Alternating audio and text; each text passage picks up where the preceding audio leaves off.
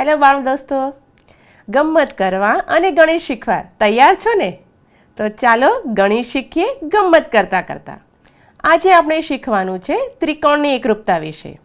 પણ તે પહેલાં અગાઉ આપણે જે શીખ્યા છે તેનું પુનરાવર્તન કરી લઈએ. સૌપ્રથમ આપણે જોઈએ એકરૂપતાની વ્યાખ્યા.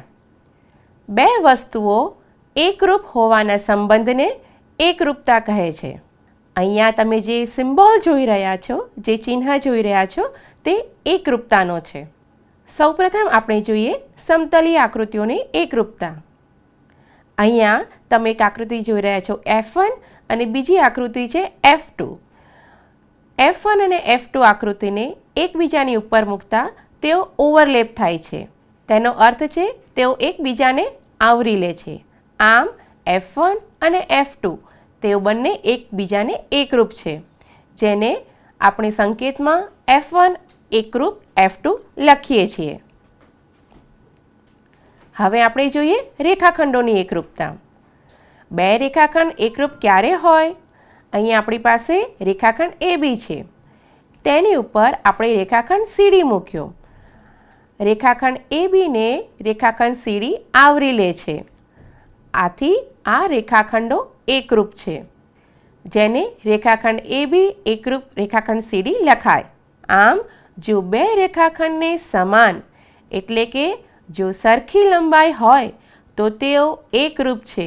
વળી જો બે રેખાખંડ એકરૂપ હોય તો તેમની લંબાઈ સમાન છે. હવે આપણે ખૂણાની એકરૂપતા જોઈએ. અહીંયા આપણી પાસે ખૂણો ABC છે. એની ઉપર આપણે ખૂણો PQR મૂકીશું. ત્યારે આપણે ચેક કરીશું કે કિરણ QR ક્યાં આવે છે, અને એ પણ ચેક કરીશું કે એ કિરણ BC પર આવે છે કે નહીં. આપણે ખૂણા PQR ને ખૂણા ABC પર મૂકીશું. આપણે જોઈ શકીએ છીએ બાળ દોસ્તો, આ બંને ખૂણાઓ એકબીજાને આવરી લે છે. આથી ખૂણો PQR અને ખૂણો ABC સાથે બરાબર બંધ બેસતો આવે છે. એટલે કે ખૂણો ABC અને ખૂણો PQR એકરૂપ છે. આમ જો બે ખૂણાના માપ સમાન હોય તો તેઓ એકરૂપ છે, અને જો બે ખૂણા એકરૂપ હોય તો તેમના માપ સમાન હોય છે. મિત્રો, સમતલીય આકૃતિ, રેખાખંડો અને ખૂણાઓની એકરૂપતા વિશે આપણે જોયું. હવે આપણે શીખીએ ત્રિકોણની એકરૂપતા વિશે. ત્રિકોણની એકરૂપતા. અહીંયા આપણી પાસે એક ત્રિકોણ છે ABC અને બીજી આકૃતિમાં ત્રિકોણ PQR છે. ત્રિકોણ ABC અને ત્રિકોણ PQR ને આપણે જ્યારે ધ્યાનથી જોઈએ છીએ ત્યારે આપણે જોઈ શકીએ કે ત્રિકોણ ABC અને ત્રિકોણ PQRના માપ અને આકાર સમાન છે. આથી આપણે કહી શકીએ કે આ બંને ત્રિકોણ એકરૂપ છે. જેથી આપણે અગાઉ શીખ્યા હતા તેમ આપણે લખી શકીએ ત્રિકોણ ABC બરાબર ત્રિકોણ PQR. હવે આપણે ત્રિકોણ ABC ઉપર ત્રિકોણ PQR ને મૂક્યો. આપણે જોઈ શકીએ છીએ ત્રિકોણ ABC ને ત્રિકોણ PQR બરાબર બંધ બેસતો આવે છે. અહીંયા આપણે જોઈ શકીએ છીએ કે શિરોબિંદુ P એ શિરોબિંદુ A પર આવે છે. શિરોબિંદુ Q એ શિરોબિંદુ B પર આવે છે. અને શિરોબિંદુ R એ શિરોબિંદુ C પર આવે છે. આમ ત્રિકોણ PQRના શિરોબિંદુઓ અને ત્રિકોણ ABCના શિરોબિંદુઓ એકબીજાને આવરી લે છે, એટલે કે એકબીજા પર બંધ બેસતા આવે છે. હવે ત્રિકોણના બીજા ભાગ માટે ત્રિકોણની એકરૂપતા જોઈએ. ત્રિકોણ ABC ઉપર ત્રિકોણ PQR ને આપણે મૂકીએ છીએ, જે તેને બરાબર બંધ બેસતો આવે છે.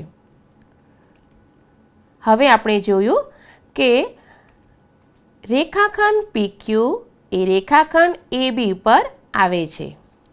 અહીંયા તમે જોયું રેખાખંડ QR એ રેખાખંડ BC પર આવે છે, અને રેખાખંડ RP એ રેખાખંડ CA પર આવે છે. આમ ત્રિકોણ PQRની ત્રણેય બાજુઓ ત્રિકોણ ABC પર બરાબર બંધ બેસતી આવે છે, એટલે કે તેને ઓવરલેપ કરે છે. હવે ત્રિકોણની એકરૂપતામાં ત્રિકોણના ખૂણાઓ જોઈએ. અહીંયા આપણી પાસે ત્રિકોણ ABC છે. તેની ઉપર ત્રિકોણ PQRને મૂકતા આપણે જોયું કે ખૂણો P એ ખૂણો A પર બરાબર બંધ બેસતો આવે છે અને ખૂણો Q એ ખૂણો B પર આવે છે. એ જ રીતે આ બંને ત્રિકોણનો ત્રીજો ખૂણો જુઓ. ખૂણો R એ ખૂણા C પર બરાબર બંધ બેસતો આવે છે.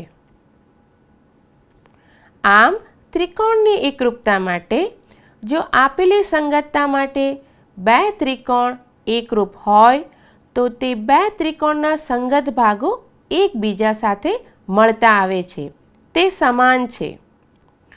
સંગત શિરોબિંદુઓ P અને A, Q અને B, R અને C એકબીજા પર ઓવરલેપ થાય છે, એટલે કે એકબીજા પર આવરી લે છે. તો હવે આપણે ત્રિકોણના ભાગ સંદર્ભે આપણે ત્રિકોણની એકરૂપતા સમજીએ. જો આપેલી સંગતતા માટે બે ત્રિકોણ એકરૂપ હોય તો તે બે ત્રિકોણના સંગત ભાગો એકબીજા સાથે મળતા આવે છે, તે સમાન છે.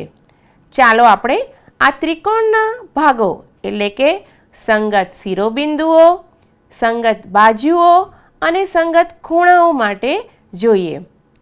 આપણે અગાઉ જે પ્રવૃત્તિ કરી ત્રિકોણ ABC ઉપર ત્રિકોણ PQRને મૂકતા તેના ભાગો વિશે આપણે જોયું, જેમાં સંગત શિરોબિંદુઓ P અને A, Q અને B, R અને C એકબીજા પર ઓવરલેપ થતા હતા. આમ તે શિરોબિંદુઓ સંગત છે.